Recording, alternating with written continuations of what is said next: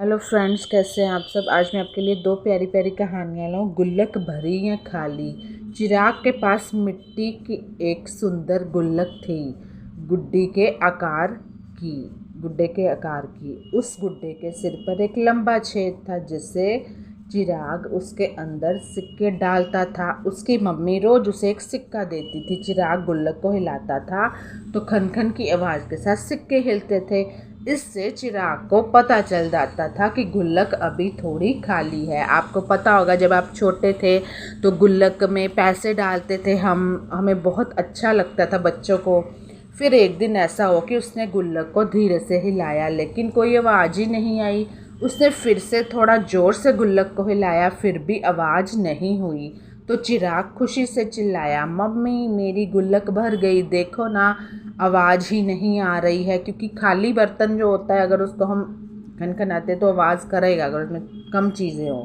चिराग के आसपास बहुत से खिलौने पड़े थे। उन्होंने यह बात सुनी, वे आपस में कानाफूसी करने लगे। कार बोली, सुना तुमने, गुल्लक पूरी भर गई है। पूरी मतलब पूरी भर गई है, ऊपर से नीचे तक। अब तो वो बिल्कुल भी आवाज़ नहीं करेगी क्योंकि वो इतनी भर गई है, उसमें बहुत सारे पैसे जमा हो गए हैं। हाँ, मैंने भी सुना कितने सारे पैसे होंगे, अंदर जोकर बोला। काश मैं इस पैसे वाले गुड्डे से शादी कर पाऊँ, फिर मेरे पास भी ढेर सारे पैसे हो जाएंगे, गुड़िया ने कहा। धीरे धीरे सभी खिलौने उस गुड्डे का बहुत आदर करने लगे। उन्हें उसकी बातें बहुत अच्छी लगती थी। मतलब वो जो गुल्लक थी ना, गुड्डे के आकार की थी। तो गुल्लक तरह तरह की होती हैं, जैसे कैटी वाली होती है, कोई कुछ भी, कोई चूहे वाली गुल्लक होती है, कोई बिल्ली वाली गुल्लक होती है। ठीक है, तो खिलौने उसकी तारीफ़ करते और कहते, देखो कैसी राजकुमार जैसी छवि है, अब तो हिलने से भी आवाज़ नहीं करता।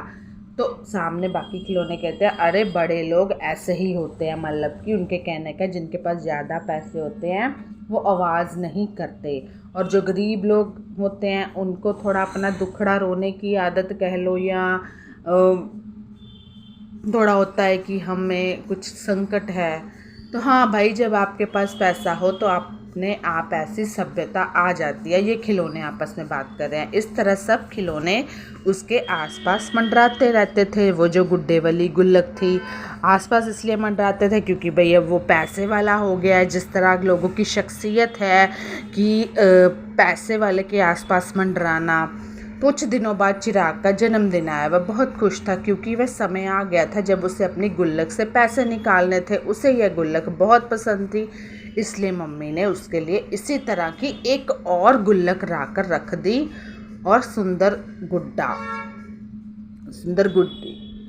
तो जब उसकी मम्मी ने वैसी ही सेम गुल्लक ला के रख दी, वो तो पुरानी हो गई, अब दूसरी नई नई थी, मतलब सेम गुड्डा जैसी थी।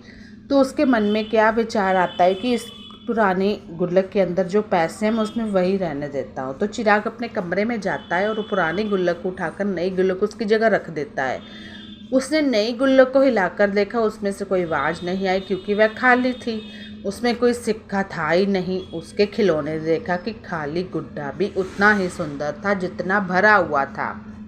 खाली भी वैसा लग रहा था, भरा हुआ भी। तो इससे भी कोई आवाज़ नहीं आ रही थी क्योंकि वो शांत था, और भरा हुआ जो था वो वैसे शांत था क्योंकि वो भरा हुआ है। खाली भी शांत था और भरा हुआ भी शांत था। अब देखो फ़र्क देखो। और तब उन्हें समझ में आया कि शांत और सभ्य होने के लिए पैसा वाला होना ज़रूरी नहीं होता। इसलिए वह नए गुड्डे को भी उतना ही आदर करने लगे जितना पुराने भरे हुए गुड्डे का करते थे। जब उसमें हल्के फुल्के पैसे डालते तब वो आवाज़ करता, क्योंकि एक भरा हुआ गुल्लक गुड्डा था और एक खाली गुड्डक था। आज दूसरी कहानी है कि इमली का पेड़। एक दिन आसिम शाम के समय पार्क में खेलने जा रहा था। अभी वह पत्थरों वाली गली में पहुंचा ही था कि उसे आवाज़ सुनाई दी, आसिम आसिम, अरे ओ आसिम। आसिम ने इधर उधर देखा, उसे कोई न दिखाई दिया। उसने फिर अपने अगल बगल देखा, अपने पेड़ पौधों साइड पे देखा, कोई नहीं था। आसिम बड़ा हैरान था, भला कौन इसे इतने प्यार से बुला रहा है, और क्या सचमुच उसी को आवाज़ दी जा रही है।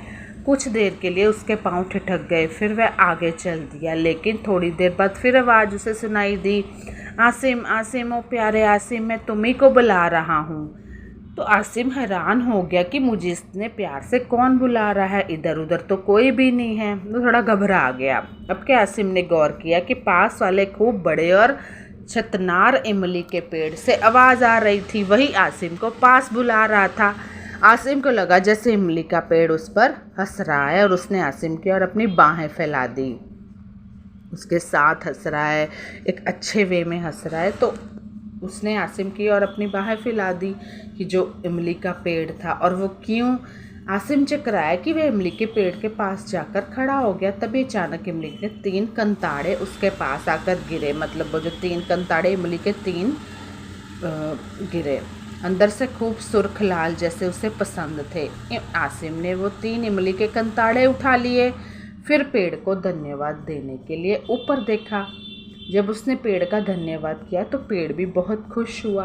अब बात ये है कि उस पेड़ ने आसिम को ही क्यों बुलाया, देखते हैं। इमली का पेड़ खिलखिल हंस रहा था, मानो कहना चाहता हो, प्यारे आसिम, तुम मुझे अच्छे लगते हो क्योंकि तुम भोले भाले और प्यारे बच्चे हो।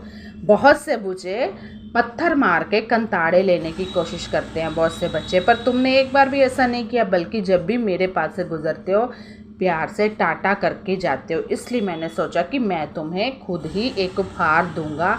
ये बहुत बढ़िया कंताड़े हैं, इन्हें अपने दोस्तों के साथ मिल बांट कर खाना तो मुझे बहुत खुशी होगी। यानी कहने का भाव ये है कि अगर आप जोर ज़बरदस्ती से, छीना झपटी से किसी से कोई चीज़ लेते हो, मान लो अपने दोस्त से, भाई से, तो वो नहीं देगा आपको। लेकिन वही अगर आप प्यार वाला व्यवहार दिखाओगे सबके साथ, तो वो जो आपने मांगा नहीं होगा वो भी आपको मिल जाएगा। तो सुनकर आसिम भी हंस पड़ा। वह खुश होकर बोला, धन्यवाद इमली के और प्यारे पेड़, बहुत बहुत धन्यवाद। आज तुमने मुझे जीवन की बड़ी मीठी सीख दी है। आसिम ने यह किस्सा अपने दोस्तों को सुनाया तो उन्हें बड़ी हैरानी हुई। फिर सबसे कहा, आसिम, तुम सीधे सरल हो, इसलिए तुम्हें सब प्यार करते हैं। हम भी तुमसे यही सीख लेंगे। तो हमेशा जीवन में सीधे साधे रहो। ज़्यादा नखरे करने से ज़िंदगी बहुत ज़्यादा तो संवरती नहीं है। तो कैसी लगी मेरी स्टोरीज़ मुझे बताइएगा। Bye bye, take care.